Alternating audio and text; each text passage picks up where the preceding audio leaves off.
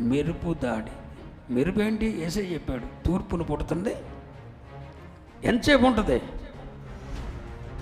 కళ్ళు మూసుకొని తెరిచే లోపల పల్ పల్ పల్ పలమంటది. ఇక్కడ పుదుతుంది, అక్కడ ఈ లోపల ఎంతమంది అనేవాళ్ళు ఎంతమంది లేరు? ఆ మెరుపు వచ్చినప్పుడు నాలాంటి గుండె జబ్బు ఉన్న వాళ్ళు అక్కడ చచ్చిపోయారు. ఎవడు చంపకుండాని కాదంత పిరిగితనం ఉండ అన్నారు. అదే వాళ్ళు అయిపోయారు. ఇక బతుకున్న వాళ్ళు కళ్ళు కనపడలేదే కదా. ఒకరినొకడు పొడుచుకున్నాడు. ఎవరిని పొడిచాడు రా? ఎందుకంటే వాళ్ళే పొడుచుకున్నారు. మొత్తం యుద్ధం అయిపోయింది. వీళ్ళు ఇంకా పాటలు పాడుతూనే ఉన్నారు. యుద్ధం అయిపోయింది. కళ్ళు తెరిచి చూసేసరికి, ఆరాధన అయిపోయేసరికి శవాలు కనపడుతున్నాయి.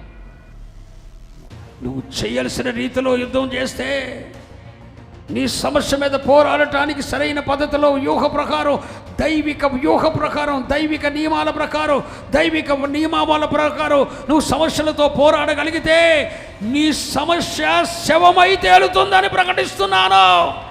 నీ సమస్య శవమై తేలుతుంది. నీ సమస్య శవమై తేలుతుంది.